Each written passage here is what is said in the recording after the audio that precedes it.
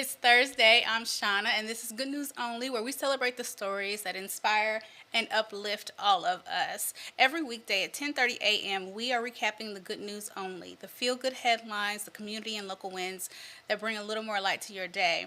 And I want to hear from you too. So if something good is happening in your world, a personal victory, a community success, a birthday, or just something that made you smile, send me an email to news25@week.com and be sure to put Hey Shauna, that's SHAUNA, in the subject line so I know it's for me. I would love to share your good news right here on the show. You can also follow our Facebook page, Good News Only, 25 News, Good News Only, and you can communicate with me there. You can send me messages, of course. You can comment on the day's show. You can comment on any of the reels or talk sorry, any of the reels or any of the ads that I place on there for that day's show, just telling you about that, what that day's show was. So be sure to do that so we can stay in communication. I want to start the morning off again with my final thank yous from that page, 25 News Now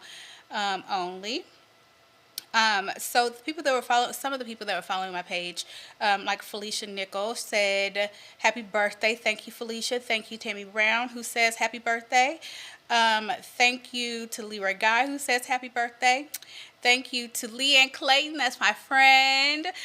She is a wonderful person. I did an interview with her a couple months ago about her journey with breast cancer, and I'm editing that. I cannot wait for you all to see it. She's a wonderful lady. Leanne Clayton, thank you. And then we have James Johnson. Thank you so much for the happy birthday. Bev Huffman says happy birthday, and she says she's glad that my daughter popped up. Then we have Tamisha Neal, who is a friend of mine, love her dearly. She says, love it. Then we have Marcus Williams, who says, happy born day. Thank you, Marcus. James Marks says, happy birthday. Jaleesa Brown says, okay, one and only daughter, in response to the video where my daughter pops up in the back and I say, my one and only daughter's here. And then she says, hey, Tay, because she knows us. And then DeAndre Sr., Marks Sr. says, happy birthday. Thank you, thank you, thank you to everybody who wished me a happy birthday. And all of your good energy and well wishes I am sending back to you from my heart. So thank you. So I thought we'd start today. Did you know yesterday was Invisible Pain Day? I did not know that. National Invisible Pain. It's every day is National something day. It will just say that, right? But I didn't know it was National Invisible Pain Day. And it's so fitting because I had an aunt who I was very close to. We were best friends. She was only 10 years younger than me, and so we were like this. And she had lupus, which I had planned to, do a show about. We're going to talk about that during a Lupus Awareness Month. But, the people who deal with chronic diseases like lupus, sickle cell, even cancer, that you can't, they suffer from invisible pain, depression, any kind of mental illness. Those things are, sometimes that pain is lots of times that pain is invisible. And just because we can't see it doesn't mean it's not happening. And so I thought that it was worth mentioning it, especially, like I said, that the day was yesterday, and that happens to be the day that aunt I was just telling you about passed away. And I just remember some of her journey with going to the hospitals constantly and not being believed, and she was in excruciating pain. And so believing people and advocating for people who suffer in pain that you cannot see, there's no wound, it's not just leaking. Pain from anywhere, they're just feeling it and nobody can see it, is something that's just near and dear to my heart. So I wanted to make sure I acknowledge that for any of you who might be watching, who deals with pain that cannot be seen on the outside. You are not alone, and I'm glad there's a day that acknowledges it. It says millions of people live with the conditions that, can't be seen on the outside, but they are deeply painful. Advocates say understanding and compassion can go a long way in just supporting people who are silently struggling. And the day serves as a reminder to check in on other people. That is so important because not all pain comes with visible signs. So when we come back after the break, we are going to be talking about Something local going on, right? There's a call for community input in Peoria. We'll talk about that after the break.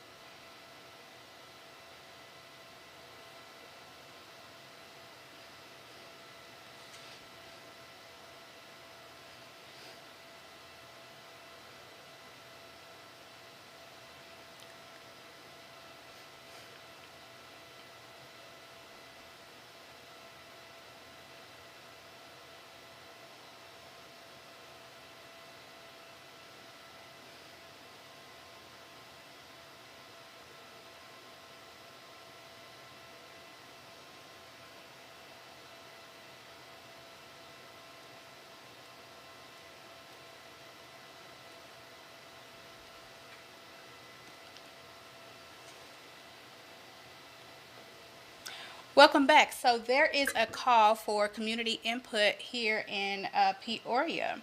So listen to this.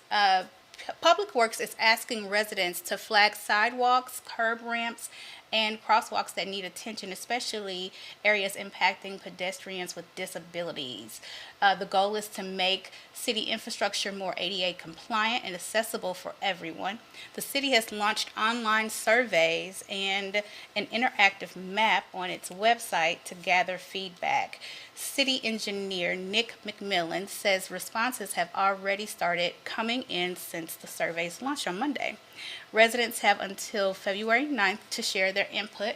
The survey and the map are available now on the City of Peoria's website. Let me tell you why I thought this was really good news. I think it's good news because have any of you ever heard of the True Falls Film Festival? It takes place every spring in Columbia, Missouri. It's one of the biggest film festivals in the world. And I have had the pleasure of going and volunteering and attending that film festival for a couple years, and I saw this one film, this one documentary. It's a documentary film festival, which happens to be my favorite genre of film. But there was a person there who I think he had cerebral palsy, but he had been in a wheelchair all his life, and so he made a documentary from his perspective in his chair, just trying to navigate the city and how big of an impact things like simple things. Well, you think it's simple, right? If they reroute a car, right, then we don't have a lot of hustle is what we think. But people who are in, even people walking, it's a different kind of challenge. Like you can get around certain things, certain areas, certain obstacles. But he did a film about how those construction and just stuff in the city impacted how he got around, how he navigated the world, and in ways that we don't typically think of. Leon, we're going to be moving. I was going to tell y'all this. We're going to be moving up front from back here where there's noise a lot, but then we're going to be moving up front to where he is. Hello, Central Illinois. How is everybody? Hope you're having a great Thursday, and I hope everybody is feeling good and enjoying the good news. I just wanted to just stop by and just say hello to everyone because I was enjoying the show today, and just wanted to just say, hey, if you have good news, big or small, please feel free to reach out to Shauna, and she'll tell you guys how to reach out to her. So again, I'm just very happy and very proud to see and hear about the good news locally. And also, as I was watching the show, there was something that was bothering me, so that's the main reason why I'm back here. What's bothering you? So continue to do you guys' thing here. Oh, This thing's bothering me. okay. So see what I'm saying? And we're going to be moving. And All right. I look forward to the move.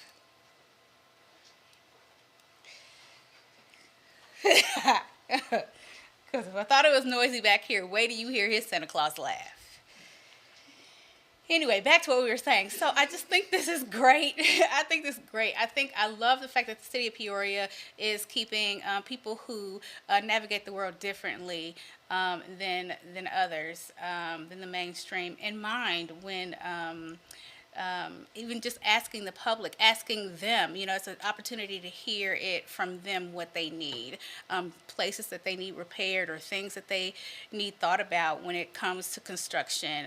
The guy in the documentary showed us how he couldn't even get to his front door, like his house, because there were, in his apartment complex, they were doing some sort of work in the apartment next door or the building itself or something, and they had electrical wire just in the middle of the walkway, and he couldn't roll his chair over that, and he couldn't even get to his door. So it's little things we don't always think about. So great job, and thank you to the city of Peoria for keeping these people in mind. So after the break, we are going to be talking about another milestone that has been reached here in Peoria, and I'll tell you more about that after the break.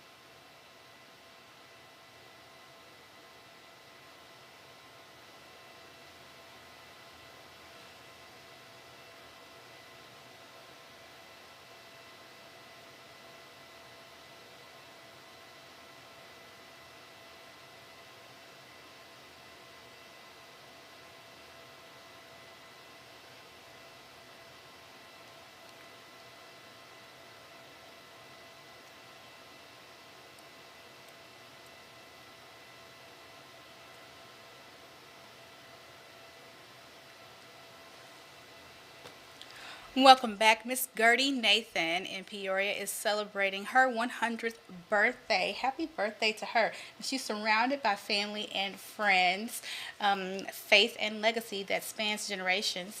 The grandmother of late renowned basketball player Howard Nathan, Gertie says she never expected to reach 100, but she wasn't about to stop at 99. I know that's right.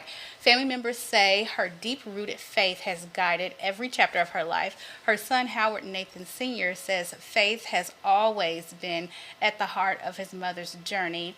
As loved ones gather to celebrate, the family says Gertie's greatest legacy isn't her age, it's the love, values, and faith she's passed on. A century well lived and a legacy that continues to inspire. It's something when people want you to be here. I think we take that stuff for granted sometimes.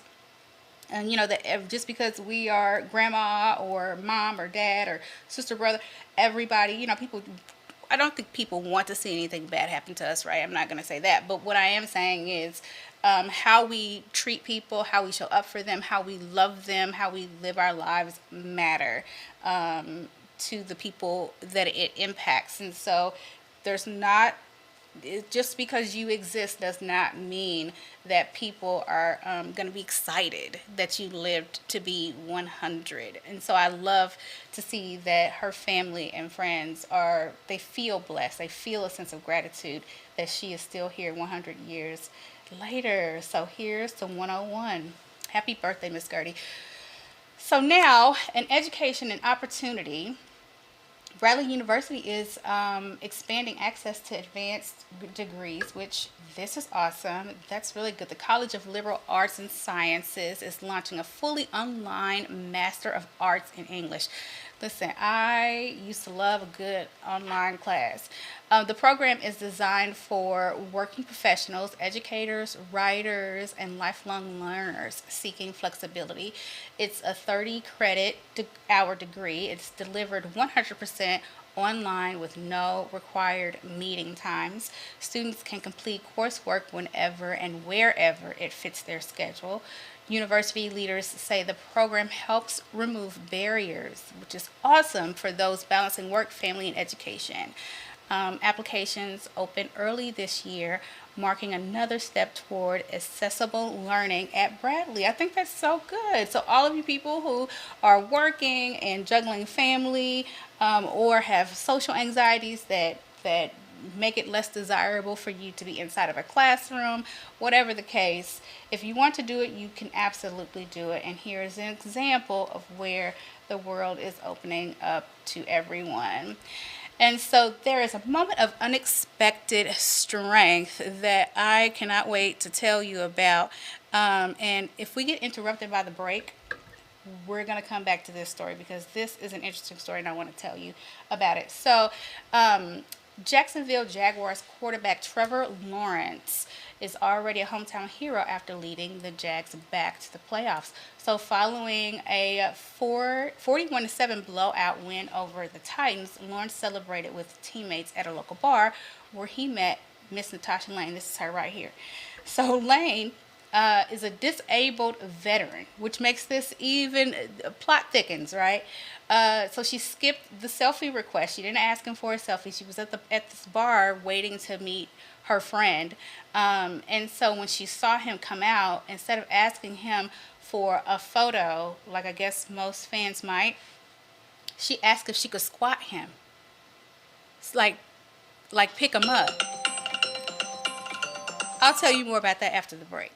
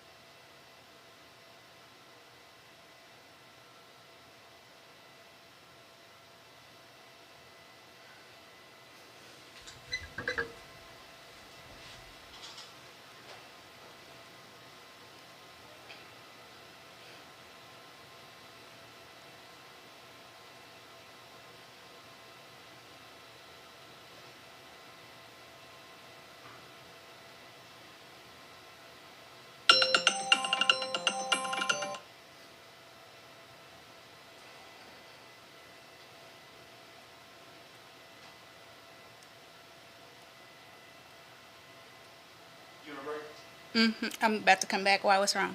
How many breaks do you have? Four. Three and a Four. final? Yep. Three in the final? Okay, I'll communicate that.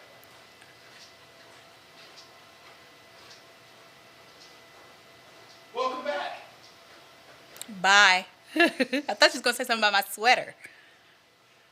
I will talk. We'll talk about that later. We got a meeting today, right? Welcome back. Welcome Leon back, is everyone. back in the studio talking to me about my sweater. He hates my sweater. He says it's an old lady sweater. He thinks we're gonna talk about it later. I'm still gonna wear it. But so back to what we were talking about before the break. So Natasha here, she asked to squat the quarterback Trevor Lawrence, right? Instead of asking him for a picture when she saw him at the bar. And to everybody's surprise, she lifted him 5 times, setting a new personal record. Now, I didn't know she had an Owen, but a new personal record and creating a viral moment. Lane says the experience boosted her confidence. Girl, the first record should have boosted whatever you did with the first record. But you seem confident when you asked to lift him to begin with. Like, just that request, asking a grown man, can I pick you up? That's confident. But it gave her even more confidence, Natasha. And it showed that strength comes in many forms. And again, she is a disabled veteran. Girl, you have confidence. But for me, I just heard this and I thought that is, on all levels, I think it's pretty cool. Right when you just get down to it, that she would have the guts to do and the strength to ask that question and then to actually follow through with it 5 times. I can't believe he laid there 5 times for her to pick her up. But in my mind, I'm like, if I saw anybody, but some celebrity that I was, fangirling over, and they walk out of a place that I just happen to be, who are you? Like, what happens in here that makes you think, I'm going to ask him if I can pick him up?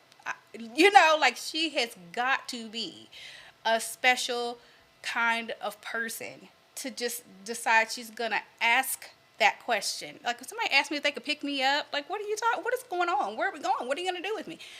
But he was like, okay, that's the part that sends me even more. It's like, he's like, yeah, sure. But he probably didn't think she could actually do it. But 5 times, so she did it the first time, and he laid there an additional 4 for her to pick him up. I thought that was pretty interesting. Sorry, I just looked at my thing, and it looks like we were on a break, Lord. But I thought that was pretty interesting. But either way, congratulations to her. And it seems like she got exactly what she wanted out of that moment. And there's also a program. This is what we're going to be talking about after this next break. But I feel like in my spirit, we're about to go to another break. Leon got me all off on our break schedule. And so I'm nervous that we're going to get cut off. But we're going to talk about this program in Arkansas that's focused on making traffic stops a little safer for people who have special needs. Maybe they have mental illness or autism, and they just need a little bit of consideration. We'll talk about that after the break.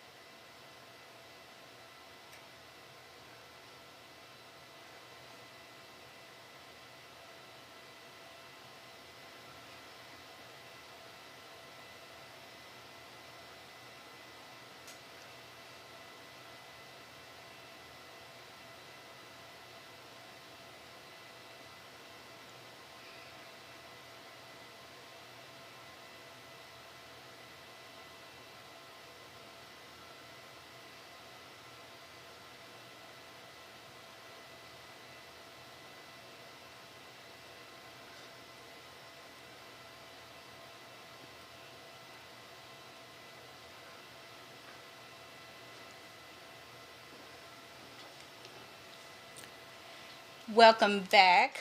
So, as promised, an Arkansas program aims to make traffic stops safer for people with autism and mental illnesses. They have an envelope system, and so the blue envelope is for drivers with autism, while the green envelope is for those with mental illnesses. The envelopes signal to officers that the driver may have communication challenges during the stop. So, lawmakers and families say the program could prevent misunderstandings and dangerous encounters. The envelopes are free and optional and available at the state's revenue office with no registration required, so it is accessible to everybody. Thought you should know that in that, and also I think today's show has been all about accessibility. And it's a good thing. I love, love, love, love to see it. Well, that's a wrap for me today. Now I want to hear from you. Please go to news25 at week.com and send me an email. Let me know what you thought about today's show. In the meantime, be sure to check out the midday newscast and meet me back here tomorrow morning at 10:30 a.m. I just realized I forgot to tell you to make sure when you send me that email, or you can go on Facebook too. Follow me on Facebook and let me know what you thought about today's show. You can do that.